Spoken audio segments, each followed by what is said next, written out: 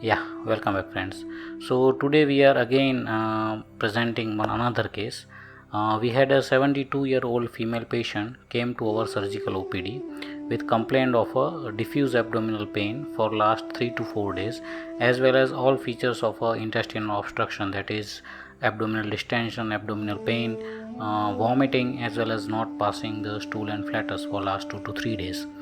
On examination, the general condition of the patient was poor. The pulse was a low volume tachycardia, and abdominal examination shows us the guarding in all regions of the abdomen.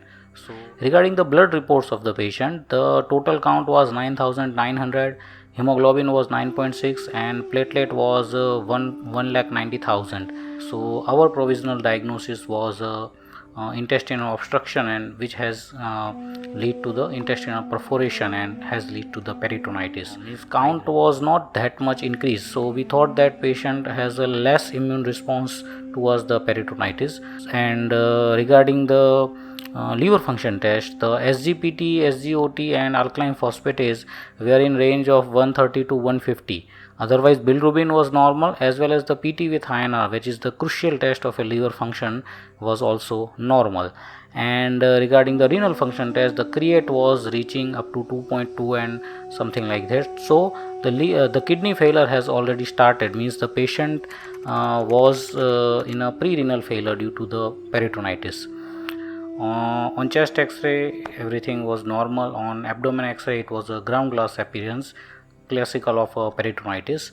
But on sonography, we found some another report.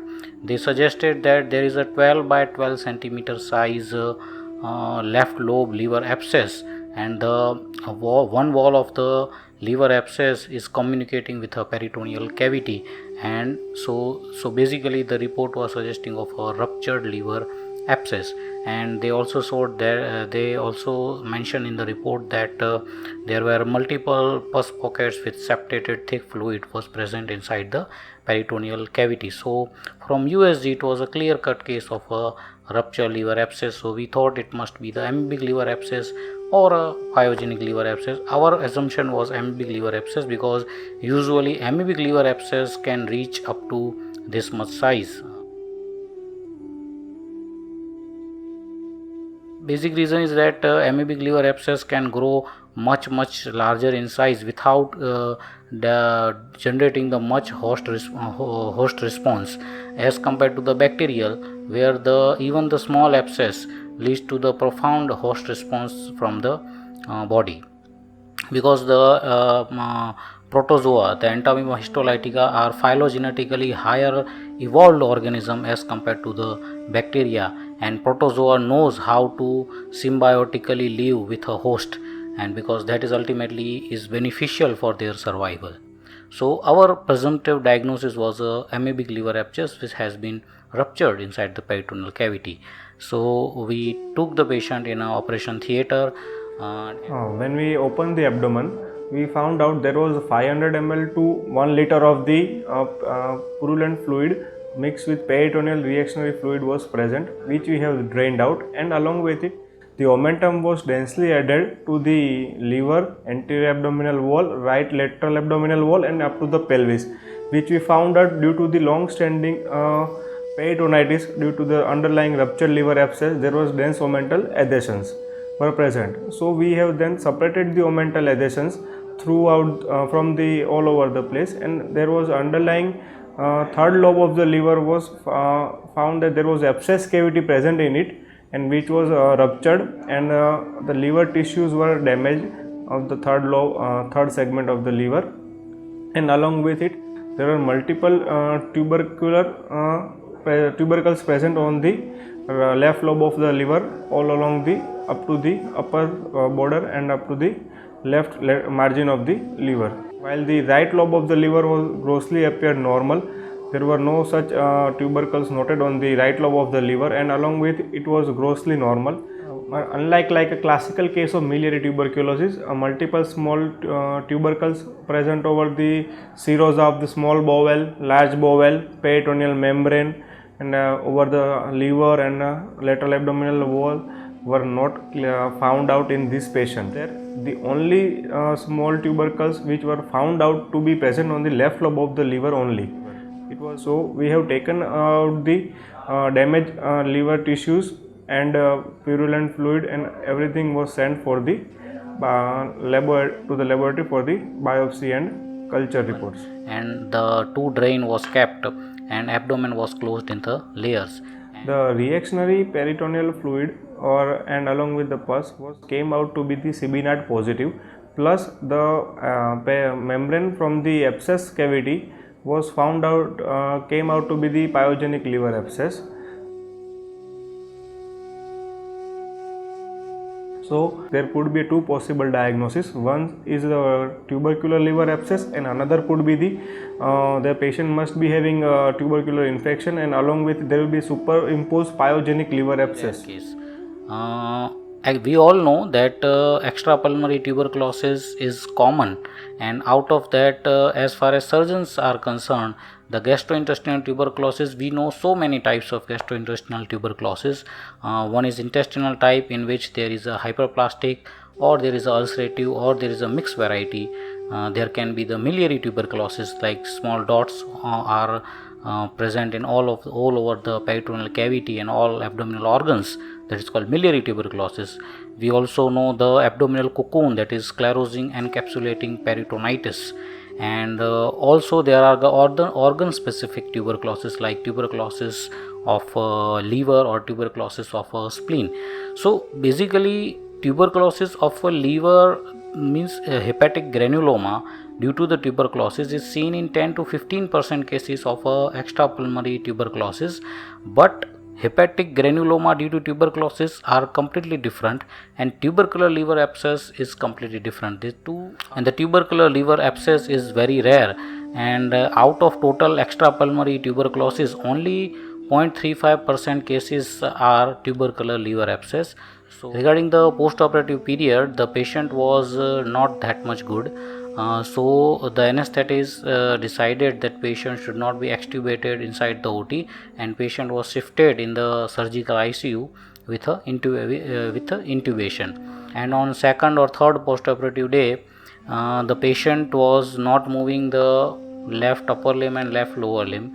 So we went for another further workup, and we found that patient had a stroke. So the another morbidity was also added, and after I think fourth to fifth day, patient developed the ventricular tachycardia and ultimately ventricular fibrillation. We tried in best of our capabilities, but still we could not save the patient, and patient died on a post-operative day 5th or 6th. This was our short experience of this particular case, and I thought that I should share this case with you. So yeah, that's all. Thank you.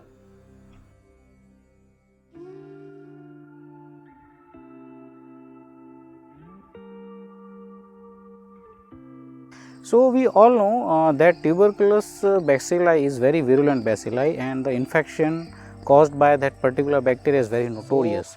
What actually happens? Whenever there is any bacilli or virus or fungi, the macrophage engulfs it. Macrophage does not require any identification to tag that foreign particle, because they are the part of innate immunity. So they are programmed in a way that since birth they are able to identify that which is foreign and which is the our resident cells. Okay, so macrophage makes the part of innate immunity, and whenever these type of bacilli enter into the blood, the macrophage engulfs them and they make the phagosome, and inside that phagosome they create some acidic substance which ultimately disrupt the cell wall of the bacteria, and that's how the bacteria gets killed. And after that, if the bacteria does not kill, the phagosome combines with the lysosome and phagolysosome is made, and the lysosomal enzyme ultimately kills the bacteria.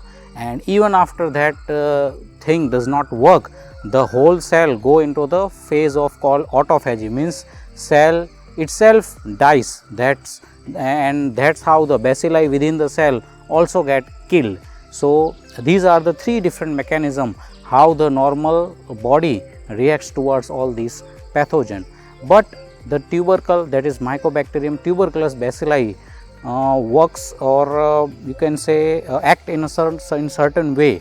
What actually happens here, that the glycolipid cell wall of this particular mycobacteria does not allow the acidification of the phagosome, so it is not killed inside the phagosome, as well as it also not allow the fusion of phagosome with the lysosome, because that particular fusion process required the influx of the calcium inside the phagosome, and that influx of calcium ion is also blocked by this mycobacterial cell wall glycolipid. And third mechanism, that is autophagy of the cell, that self killing of the cell is also somehow, we do not know the exact mechanism, the autophagy of the cell also get prohibited by this Mycobacterium bacilli. So, ultimately these bacilli replicate inside the phagosome, ultimately they fill up the whole macrophage, and then the macrophage get burst and thousands and thousands of the bacteria get released from the cell, and then they infect other macrophage, and this is how the infection gets propagate very rapidly in the early phase.